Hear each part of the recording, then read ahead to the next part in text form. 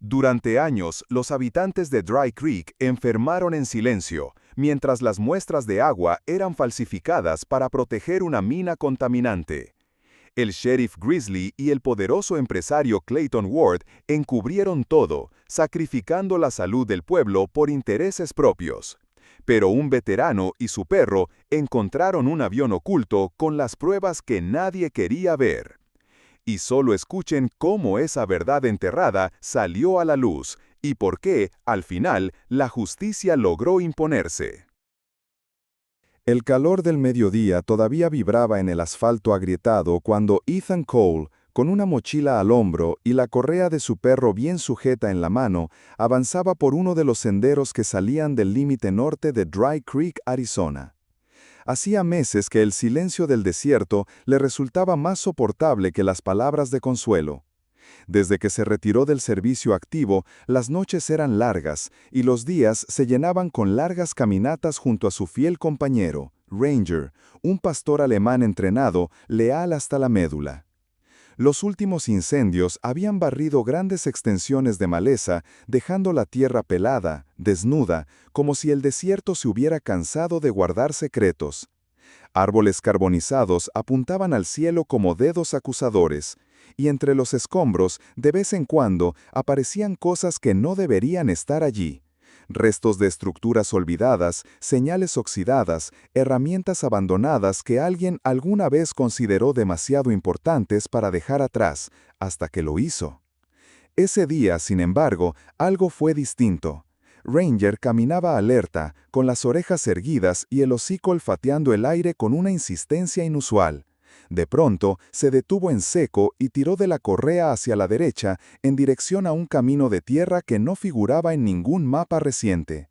Era una lengua estrecha de polvo y piedras que descendía hacia una pequeña depresión del terreno donde sobresalía la silueta oxidada de un viejo hangar, agrietado por el sol y rodeado por arbustos secos. Ethan dudó. No era un hombre que se dejara llevar por presentimientos, pero algo en la actitud de Ranger le recordó aquellos patrullajes en territorio desconocido, cuando el silencio podía significar cualquier cosa menos tranquilidad. El viento sopló fuerte desde el oeste, levantando una nube de polvo que lo obligó a entrecerrar los ojos. Fue entonces cuando lo oyó. Un golpe hueco, metálico, como si algo pesado hubiera sido movido o hubiera caído dentro del hangar. No era el sonido del viento jugando con latas vacías. Era más profundo, orgánico, como una respiración contenida entre paredes viejas. Ethan se acercó lentamente. La puerta corrediza del hangar estaba atascada por el óxido, pero con la ayuda de una palanca que encontró cerca, logró abrirla con esfuerzo. El chirrido que emitió resonó como un eco prohibido entre las paredes de metal. Un olor a aceite viejo, lona quemada y polvo lo golpeó de frente. Y allí, en medio del silencio suspendido, se alzaba la nariz mate de un avión bimotor Beechcraft King Air. Estaba cubierto en parte por lonas mal puestas, como si alguien lo hubiera intentado esconder deprisa y sin cuidado. Pero lo que más llamó su atención fue el detalle en la cola. Un número de registro estaba claramente pintado sobre otro anterior, más oscuro, como si se hubiera intentado tapar la identidad original de la aeronave. La cabina del piloto tenía cinta industrial cruzando varias juntas. Era un trabajo torpe, improvisado. No había intención de volar de nuevo ese avión. Alguien, en cambio, había intentado sellarlo, enterrarlo a plena vista. Ethan sintió que algo le oprimía el pecho. No era simple curiosidad lo que lo empujaba a entrar. Era algo más profundo, más urgente. Desde hacía meses, su esposa Sara venía enfermando sin explicación. Dolores de cabeza persistentes, fatiga, malestar constante. Los médicos no sabían decir con certeza qué lo provocaba. Pero no era solo ella. Varios vecinos de Dry Creek comenzaron a reportar síntomas similares. Y aunque las autoridades dijeron que los análisis del agua estaban dentro de los límites seguros, Ethan nunca había sido un hombre que se conformara con palabras cómodas. Y había algo más. Desde que empezó la sequía, el agua de su pozo tenía un sabor extraño, un regusto metálico, casi como si pasara por tuberías oxidadas que nadie había revisado en años. pero su instalación era nueva, sellada, revisada personalmente por él. Algo no cuadraba. Por eso estaba allí, porque algo, en ese viejo hangar, olía a verdad escondida, porque ese avión, abandonado en medio de la nada, no parecía un simple pedazo de chatarra olvidado por el tiempo, y porque en el fondo, Ethan había aprendido que cuando el instinto de un perro entrenado le marcaba una dirección, era mejor seguirla sin hacer preguntas. Aún no lo sabía, pero lo que había dentro de ese avión no solo iba a responder sus dudas, iba a cambiar todo lo que creía saber sobre Dry Creek. Y nada, después de ese día, volvería a ser igual. Ranger fue el primero en moverse. Con un impulso ágil, saltó a la escalerilla lateral del avión como si supiera exactamente a dónde tenía que ir. Ethan, en cambio, se detuvo un segundo más, observando desde el suelo la silueta imponente de la aeronave oculta. El fuselaje, cubierto de polvo, reflejaba muy débilmente los rayos del sol que se colaban por las aberturas oxidadas del hangar.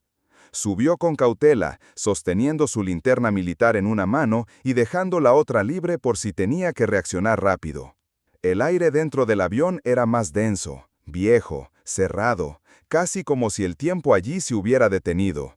Un olor a combustible seco y plástico envejecido lo envolvía todo. La linterna iluminó primero el pasillo angosto que llevaba a la bodega trasera. Las paredes tenían marcas de arrastre y algunas zonas estaban cubiertas por lonas negras. Ranger olfateaba sin descanso, sin ladrar, pero con la cola rígida, alerta total. En la bodega, entre cajas sueltas y correas sueltas, dos objetos captaron de inmediato la atención de Ethan. Dos neveras rígidas, del tipo industrial, aseguradas con correas y precintos numerados. Estaban etiquetadas, pero no como lo estarían para almacenar alimentos o suministros médicos. Tenían códigos, fechas y, lo más extraño, un símbolo de advertencia que no reconocía. A su lado, una caja de herramientas, abierta y parcialmente vacía, con marcas de óxido en las bisagras.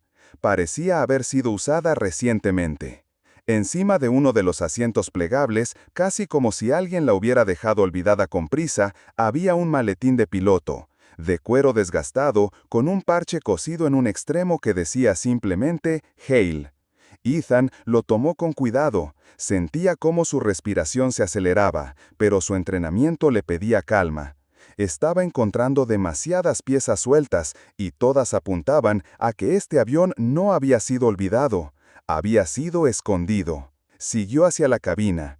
El panel de control lucía extrañamente limpio, casi nuevo, pero había detalles que solo un mecánico experimentado como él podía notar. Los tornillos del panel lateral del tablero no coincidían con los originales, eran más cortos, mal ajustados. Alguien los había reemplazado para abrir ese compartimento sin dejar rastros evidentes.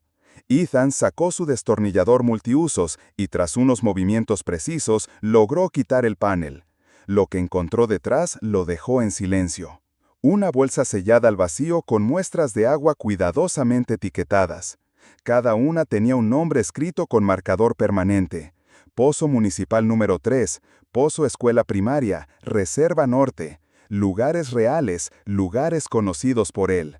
A un lado, otras botellas con agua completamente transparente, con etiquetas en blanco y un pequeño estuche con sellos, marcas de fecha y etiquetas sin usar.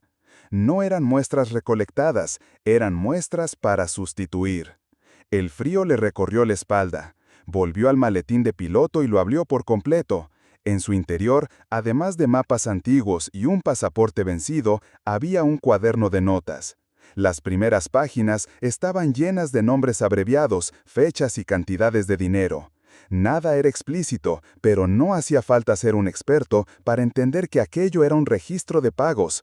Las cantidades no eran pequeñas, algunos nombres aparecían repetidos y, arriba del todo, subrayado con fuerza, uno en particular.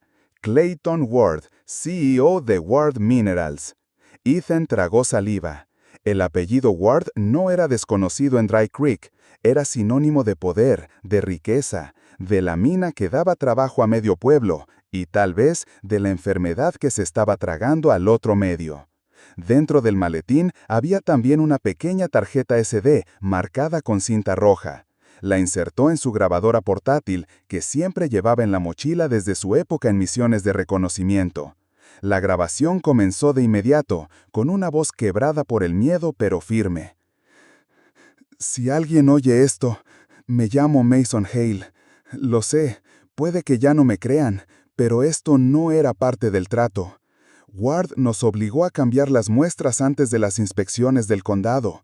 El sheriff Grizzly lo sabía todo.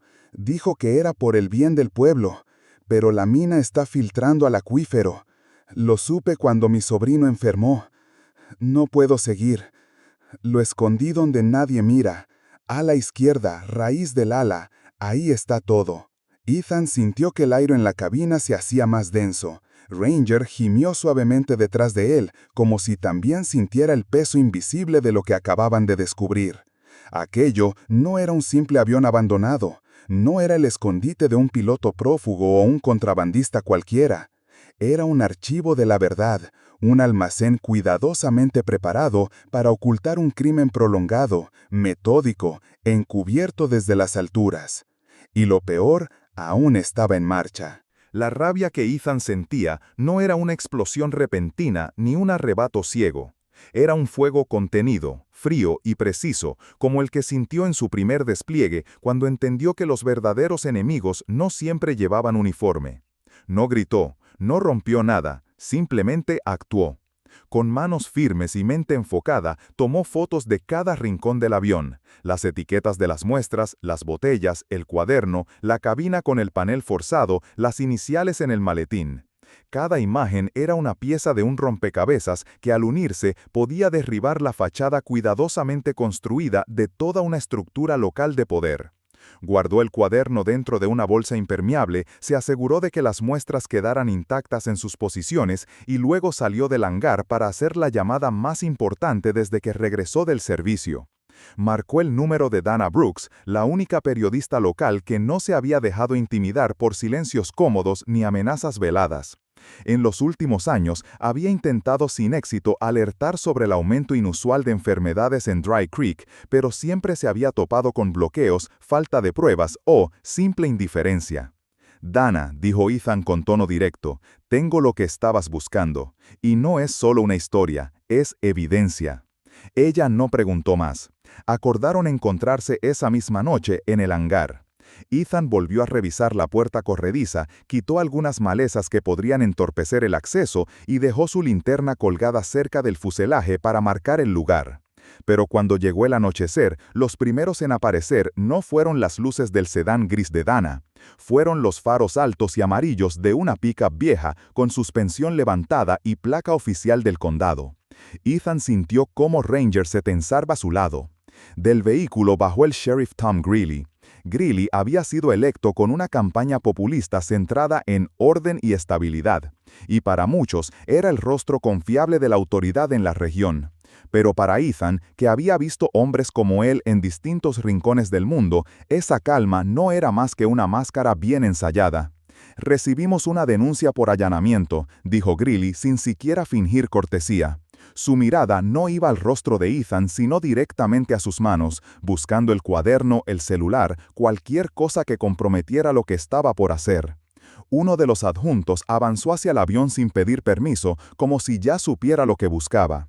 El otro se quedó junto al sheriff, cruzado de brazos, atento como perro de guardia. Greeley olía a miedo, pero era un miedo disfrazado de autoridad. Había una prisa en sus movimientos, en su respiración, como si supiera que el tiempo jugaba en su contra. Porque si la verdad salía a la luz, no solo caía una empresa, caía él, su carrera, su reputación y todo el frágil equilibrio de poder que había sostenido durante años. Ese avión es evidencia, dijo Ethan con voz firme, elevándola lo justo para que se grabara bien en la cámara que llevaba oculta en la solapa. Era una bodycam conectada a su nube privada, un recurso que había empezado a usar tras varias amenazas veladas en el pueblo. Y usted está encubriendo un delito federal. Cálmese, Cole, respondió Greeley sin alterar el tono. Estamos asegurando el lugar, solo vamos a revisar por precaución. Precaución, replicó Ethan, o eliminación. Entonces vio cómo el adjunto que se había acercado al avión abría la parte trasera de su vehículo y sacaba una lata metálica con tapa roja. Gasolina. Ethan sintió un golpe en el estómago. No era un acto improvisado. Venían preparados, sabían lo que había allí. No habían ido a proteger nada, habían venido a borrar, a hacer desaparecer la única prueba tangible de un encubrimiento prolongado. Ranger gruñó, bajito pero constante. Dana aún no llegaba, el tiempo se le agotaba. Todo esto está grabado. Ethan alzó ligeramente el pecho, activando el micrófono de respaldo que tenía en el bolsillo. Su voz sonaba tensa pero firme. Usted va a ser responsable y créame, esta vez no va a poder esconderlo bajo el polvo del desierto. Greeley por un momento pareció titubear. Sus ojos se clavaron en el cuaderno que asomaba del bolsillo lateral de la mochila de Ethan. Luego, sin decir más, hizo una señal a su adjunto, que ya empezaba a rociar la base del hangar con líquido. Todo olía a una vieja costumbre del poder: destruir lo que no pueden controlar. Pero esta vez Ethan no pensaba dejar que la puerta volviera a cerrarse. La chispa fue breve, un leve chasquido, casi imperceptible entre el murmullo del viento nocturno y el crujido del hangar oxidado. Pero en cuanto la llama tocó el suelo seco, no hubo marcha atrás. Las viejas tablas y lonas acumuladas durante años se encendieron al instante, y una lengua de fuego se elevó como si el mismo desierto hubiera decidido rebelarse. Ranger ladró con fuerza, no por miedo, sino como si quisiera advertir que el tiempo se acababa. Isa no lo pensó. Su cuerpo reaccionó más rápido que su mente. Sabía que las pruebas estaban dentro, y que si no actuaba en ese instante, todo desaparecería bajo las llamas. A unos metros, los faros del coche de Dana iluminaron el camino. Acababa de llegar. Frenó de golpe al ver el humo saliendo del hangar y el resplandor naranja que comenzaba a colorear las paredes. Se quedó paralizada solo un segundo, lo suficiente para que sus sentidos asimilaran lo que estaba ocurriendo. Luego saltó del coche y corrió hacia Ethan, que ya empujaba la puerta metálica con una mezcla de desesperación y rabia. «¡La raíz del ala!», gritó Ethan por encima del estruendo. La grabación de Hale no se le había borrado de la memoria ni por un segundo. Ese era el lugar donde él había escondido las verdaderas pruebas. Con el brazo cubriéndose el rostro del humo y el fuego acercándose por el techo, Ethan se metió bajo el fuselaje del avión y palpó el interior de la estructura. El metal quemaba, pero sus dedos encontraron una cavidad, oculta detrás de una cubierta mal ajustada. Con un esfuerzo, logró meter la mano y tocar algo duro, frío, sellado. Lo sacó con fuerza, una pequeña caja estanca, pesada, del tipo usado para proteger equipos electrónicos en condiciones extremas. La abrió en ese mismo instante, mientras el fuego crepitaba a menos de 3 metros. Dentro había una segunda tarjeta SD, un cuaderno con registros de vuelo manuales y varias fotografías tomadas de noche, intercambios clandestinos de paquetes en una pista secundaria. En una de las imágenes, una silueta que se parecía demasiado al propio Sheriff Greeley. Otra mostraba una camioneta con el logotipo de World Minerals cargando neveras idénticas a las que aún seguían dentro del avión. «¡Atrás!», gritó Greeley desde la entrada, con la voz tensa. Tosía por el humo, pero sus ojos no estaban puestos en el fuego, sino en la caja que Ethan sostenía. Ethan no respondió, no había espacio para diálogos. Sujetó la caja contra su pecho, se giró y con el otro brazo empezó a empujar la nevera más cercana hacia la salida. No importaba que pesara más de 40 kilos, no importaba que el calor le quemara la piel, esa evidencia tenía que salir. Y entonces, como si lo hubiera entrenado para este momento, Ranger se enganchó con los dientes al asa de la lona que cubría una de las neveras y tiró con fuerza. El animal no dudaba, no retrocedía. Parecía entender que lo que estaba ocurriendo iba más allá de un simple incendio. Dana, con los ojos enrojecidos por el humo, levantó su celular. El fuego reflejaba en sus gafas, pero su voz no tembló. «Dry Creek, miren esto». Transmitía en directo. Sabía que no bastaba con grabar, la información tenía que salir ya, antes de que alguien intentara censurarla. En menos de 5 minutos, las sirenas comenzaron a escucharse a lo lejos, muy tarde para salvar la estructura, pero no para detener el espectáculo de encubrimiento que se desmoronaba frente a decenas de testigos. Algunos vecinos se habían acercado al ver el fuego, grababan con sus teléfonos. Uno de los adjuntos, nervioso, bajó la mirada y dio un paso atrás. Ya no estaban solos. La verdad, esa que tantos habían querido enterrar, comenzaba a encontrar su espacio entre las llamas. Y entonces, cuando la tensión parecía no poder subir más, ocurrió el giro que ninguno esperaba. Desde el límite del claro, un hombre apareció entre sombras. Su aspecto era el de alguien que había estado escondido durante mucho tiempo, delgado, la barba crecida, ropa descolorida y una gorra sucia calada hasta los ojos. Se detuvo cerca de Dana. ¿Eres Brooks? Ella lo miró sorprendida, sin poder hablar. Él asintió, como si confirmara una vieja deuda. Soy Mason Hale. Ethan se giró con brusquedad, no podía creer lo que veía. Ese hombre al que todos daban por desaparecido estaba vivo. No había huido por cobardía, sino porque sabía que no tenía a quién acudir. Había esperado, paciente, escondido, silencioso, el momento exacto en que alguien, por fin, creería su historia. Y ese momento acababa de llegar. La mañana siguiente no trajo descanso, pero sí movimiento. Desde muy temprano, las colinas alrededor de Dry Creek vibraban con una energía distinta. Ya no era el silencio tenso de los días previos, ni el murmullo sospechoso de un pueblo dividido por el miedo y la costumbre.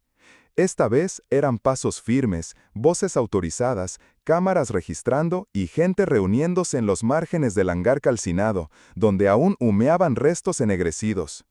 A las 9 en punto, una camioneta blanca del Departamento de Justicia del Estado se detuvo en el lugar. Bajaron 2 agentes, y detrás de ellos el fiscal estatal en persona, con una orden de intervención amplia firmada horas antes. Llevaban copias impresas de documentos clave y los respaldos digitales de la tarjeta SD extraída de la raíz del ala del avión. Era, por fin, oficial. Las autoridades ya no podían mirar hacia otro lado. Los contenidos de la SD no dejaban margen a la duda. Las rutas de vuelo registradas coincidían con pozos específicos de la zona. Los videos mostraban secuencias completas donde las muestras oficiales eran cambiadas por frascos con etiquetas en blanco. Los horarios y fechas estaban estampados electrónicamente, imposibles de falsificar. En una de las tomas nocturnas podía verse una figura claramente identificable, el sheriff Tom Grizzly cargando una caja de muestras junto a un piloto de rostro descubierto. A pocos metros, una camioneta con el logotipo de World Minerals. El cuaderno encontrado en el maletín de vuelo completaba la historia. En sus páginas, con letra firme y columnas meticulosas, aparecían listados de pagos, iniciales de inspectores, montos en efectivo y una lista de donaciones trianguladas a través de asociaciones ficticias que terminaban una y otra vez en los registros contables de la campaña electoral de Grizzly. Lo habían hecho por años, bajo las narices de todos. La nevera, rescatada por Ethan y Ranger entre el humo, fue abierta en presencia de peritos y vecinos que insistieron en estar presentes. Las muestras contenían niveles alarmantes de metales pesados, arsénico, plomo, mercurio, todos en cantidades que explicaban las enfermedades que habían ido apareciendo lentamente en la comunidad durante los últimos 3 años. Ya no era una sospecha, era una verdad verificable. Clayton Ward, CEO de la minera, convocó una rueda de prensa improvisada frente a las oficinas centrales en Phoenix.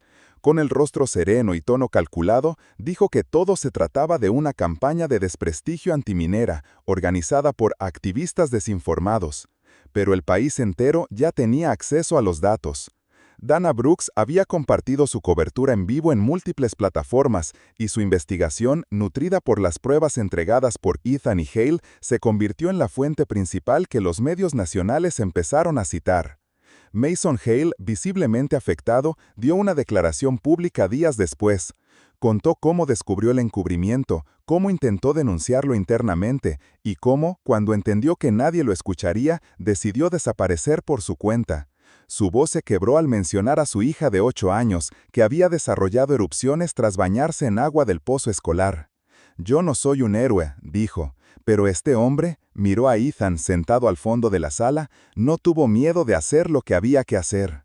Las repercusiones no tardaron. Grizzly dimitió antes de que se formalizaran los cargos en su contra. Varios funcionarios locales quedaron bajo investigación. World Minerals no cerró sus puertas de inmediato, pero la presión social y legal obligó a la empresa a detener operaciones mientras se iniciaba una limpieza profunda bajo vigilancia federal. La historia de Dry Creek pasó de ser una preocupación local a un caso emblemático sobre responsabilidad corporativa y corrupción institucional. Sin embargo, Ethan no participó de las celebraciones ni buscó reconocimiento. Mientras las entrevistas se multiplicaban y los expertos analizaban cada detalle de lo ocurrido, él eligió el silencio. Caminó hasta el arroyo que corría detrás de su propiedad, el mismo que usaban los niños del vecindario para jugar años atrás, y se sentó en una piedra lisa con Ranger a su lado. El agua aún tenía un leve olor metálico, pero por primera vez en mucho tiempo corría con más fuerza. Era como si el propio terreno hubiera sentido el peso que se le quitaba de encima. Ethan observó las montañas a lo lejos. No se sentía vencedor ni liberado, no era eso lo que buscaba. Su motivación jamás había sido ganar una batalla pública, sino impedir que la misma mentira siguiera filtrándose en la tierra, en los cuerpos, en el alma de un pueblo entero. Lo que vino después no fue perfecto, pero fue necesario. La comunidad organizó un comité independiente para supervisar el estado del agua. Dana convirtió su cobertura en una serie documental que atrajo especialistas de universidades y fundaciones ambientales. Hale, ya bajo protección oficial, comenzó a colaborar con las autoridades y buscó ayuda para su hija. Y un día, semanas después del incendio, llegaron los primeros camiones cisternas con agua limpia. No hubo aplausos ni pancartas, solo silencio y un alivio contenido en los ojos de las familias que salían con baldes y garrafas. Algunos lloraron, otros simplemente se quedaron quietos, como si no supieran qué hacer con esa nueva sensación de seguridad. Ethan lanzó la pelota preferida de Ranger por el campo. El perro corrió con entusiasmo, la atrapó en el aire y regresó con la lengua afuera pidiendo más. Y en ese momento, en ese instante simple y silencioso, Ethan Cole entendió que algo, al fin, había aterrizado donde debía, la verdad. Y el desierto, por una vez, no tenía nada más que esconder.